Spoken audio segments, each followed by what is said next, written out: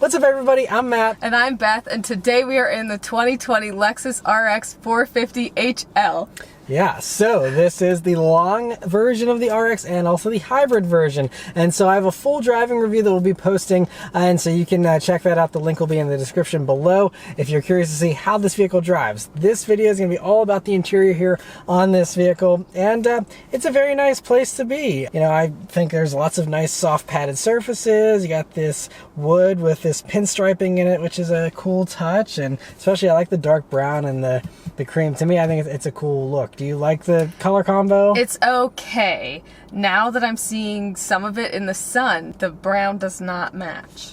Yeah, so the top of the dashboard is a darker brown than the bottom part, which is more like chocolate colored, which is interesting. But I think it still looks good, especially with the nori green pearl exterior we have on this vehicle. That looks so sharp, and I don't know. I'm a sucker for dark brown interiors. So to me, it's like prime. I like the dark brown too, but I think it's just a huge contrast between the dark brown and the cream.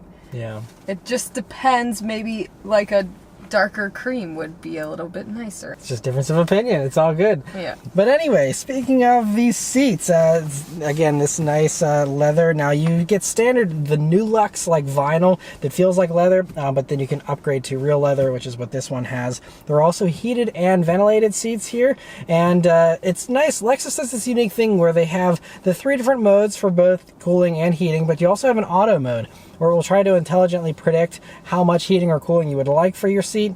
Sometimes I think it's pretty accurate. Other times there's times where I just want to manually, you know, put on whatever I want. But it's a nice little extra feature, and I think they're comfortable seats. Yeah, they're really cushy. I like them for sure.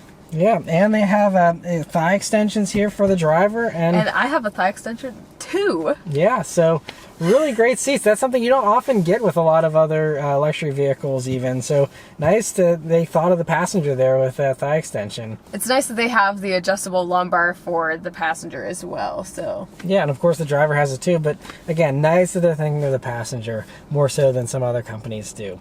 Next is the steering wheel here in the 450 HL, which is really great Lexus wheel. This one has the wood and the leather, and it's also a heated steering wheel too, which is an option, but this one has it. And so because you have the wood here, it's only heated on the leather portions, but that's where you're usually going to be resting your hands anyway, so no complaints there. I again love the dark brown here for this, and just a few buttons here on it. I also like that they still have the cruise control in a stock instead of adding, you know, 4 or 5 more extra buttons onto the steering wheel like most other companies do.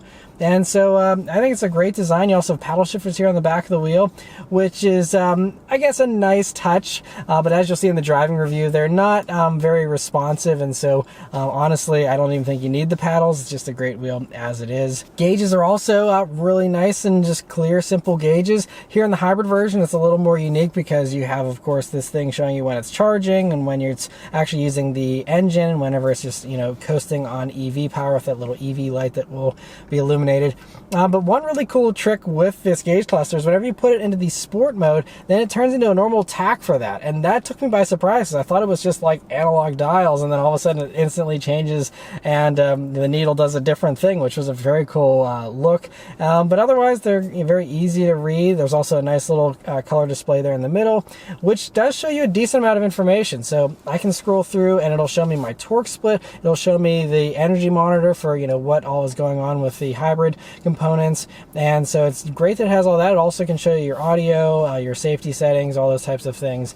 And so, you know, it's not the most high-tech gauge cluster these days, but it still has all the information you want, and so really well done there. There's also a heads-up display, which is very high-tech, and this one is really large and wide. It's color and high resolution, and so that's also a nice option you can get here on these. Coming over to the center of the dashboard here, right up top you have this 12.3-inch touchscreen display now. That's a new addition, that it's touchscreen for 2020. And this is also the optional upgraded screen. So the standard screen is still going to be an 8-inch touchscreen display. It still does have Apple CarPlay and Android Auto as standard. That's also a new addition now. And so this screen also gets gets it. And it's a very nice high-resolution display. They nicely improved the maps on it, and so those are a little more high-tech looking than they used to be. Still not the most high-tech stuff, but you know, a nice improvement over the very dated old maps they used to have. Other things though, so it is touch still, and that's nice, but there is still no like physical home screen or anything in the Lexus menus. So honestly, the menu system is still built for this touchpad controller, and I still find myself using that for any of the built-in Lexus stuff. It's just whenever I'm using CarPlay and things like that, which are designed for a touchscreen display, where I find myself reaching up to touch that. And so they did bring the screen 5.4 inches closer to the driver, so that it's a little bit of an easier reach, but for me it still is a little bit further away. It's several inches further away of a reach than the volume knob, so it really is a little tricky to use while driving personally, so I found myself using the touchpad more personally. For me, it was really easy though for when we went on a short little trip and I was able to reach that far and be able to use that touch screen pretty flawlessly. It was easy for me, but I know as a driver that would be kind of hard to reach that far and it would distract you if you had to do that. So Yeah, definitely I think it was a little more distracting for me, but for her, she can have the distraction, and so not a big deal there. So, but overall, it's a really nice screen. It also has this Mark Levinson stereo as an option, which is 15 speakers. Sounds really good. I was doing some Bluetooth audio streaming a little bit ago, and it's a really rich, full sound, and overall sounds very good. It is a pretty hefty upcharge to get the Mark Levinson. It's bundled with the navigation system, and it's, I think, a little over $3,300. So it is an expensive option box to tick, but I think it's probably a nice inclusion if you're into music. it also has this nice CD player that's pretty cool. I mean, a lot of people don't use CDs anymore, but if you are one of those ones that do, this is definitely an option. Yeah, and it's one of the few options these days, so that's a great inclusion there. And you also have a volume and tune knob right in that area as well, and it's great that they retained those. You also do have a little row of hard buttons too, which are a nice shortcut. There's also buttons here for climate control, so you don't have to go into the screen to mess with your climate if you don't want, and so that's a nice thing that they added. Also coming down, you'll see there's 2 new USB jacks. That's a nice addition that you didn't have before, and a power outlet. In this area, you'll also see your first little cubby up front here, which is actually pretty deep and very wide, so you could lay down a phone in there if you'd like. There's also another little slot here where you can stand up a phone. It's not a wireless charging pad. I think either that or this little cubby would have been a great place to add one. Still don't have one here in the Lexus. Not a big deal though, since most wireless charging pads in cars aren't great anyway. You'll also see in this area your heated and cooled seat controls, which are kind of behind the shifter. And when the shifter's in park, you actually have to reach around. It's hard to see what you're pressing, but whenever it's in drive, it's not an issue. So just something to note when you're parking. It's not a great design there, but you know, nice that they do still have those hard buttons for that. You also have your 2 cup holders here, and one of them can be deeper than the other, and you press this button and then it rises up. I think that's a very cool little addition that they have there. There's also your touchpad here to control the screen and your drive mode selector. But then other storage spaces here, you have the center armrest, which is really nice and softly padded, and you open that up and then you'll see a pretty deep cubby that has 2 USB jacks, an auxiliary jack, and a power outlet in there. So good to have all those, and yeah, a good amount of space. There's also pockets in the doors here that do open up, and it is enough space for a bottle if you have it opened up, I think. And so nice that you have that there. There is a little pocket on the passenger side. You can fit your phone in there or just any small things, maybe a small wallet, something like that. It's definitely nice for the passenger. Yeah, so, and again, a lot of companies don't put any kind of storage on the passenger side. So I like, you know, Lexus and Toyota are both some of the ones that do think about the passenger a good bit, and so nice that they included that. Other things in this area, you have nice soft padding on the whole transmission tunnel, and this is something that you don't see in every luxury brand. Some luxury brands still have hard plastic around here, and so you can feel there is some hard plastic behind the padding. It's not super thick padding, but they do have padding, and that is, again, just a nice touch that they did add that. It gives this a little more of a luxurious feel. Backseat space here in the RX 450HL. So this being the longer version, of course, we'll start with the second row. So second row seats are captain's chairs only in the HL version for some reason. You can get the standard non-hybrid L version of the RX here with a bench there, so this will actually seat 7, but in this configuration you only have 6 seats because you only have 2 in that third row.